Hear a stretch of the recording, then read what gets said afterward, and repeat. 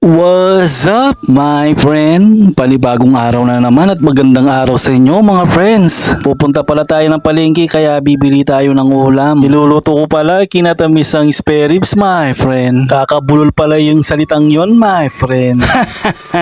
Kaya ito, lalabas na ng bahay. Malapit lang naman kasi yung palengke sa amin dito, my friend. Paglabas mo lang ng kanto, palengke na.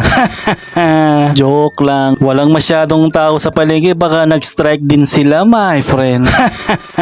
At dito na lang ako bumili ng spare ribs, my friend, kasi pare-pareho lang naman yung presyo nila, my friend. Nagkakatalo lang naman sa mga suki, my friend. Pagkatapos kong makabili ng spare ribs, my friend, bumili na rin ako ng pechay at saka ng labanos, my friend. Kasi may kamatis na sa tindahan, my friend. Wala naman kasi masyadong sahog yung iluluto natin, my friend, kasi masarap lang naman yung sabaw, my friend. Kasi puro na lang prito yung inuulam namin, my friend. Kailangan magsabaw para pawisan.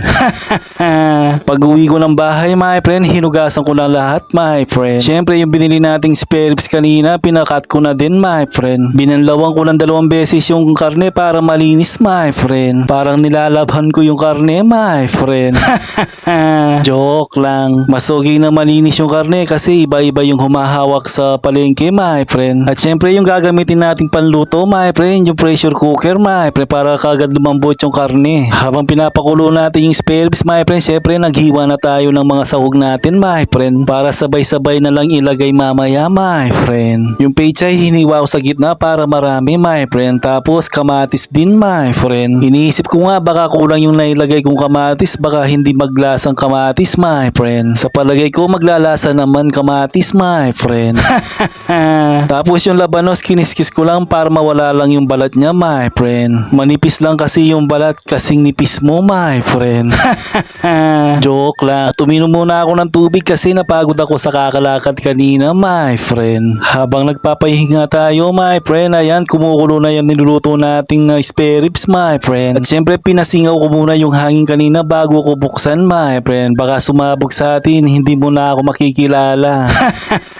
Baka hindi mo na ako papansinin kapag nagbagong itsura ko, my friend.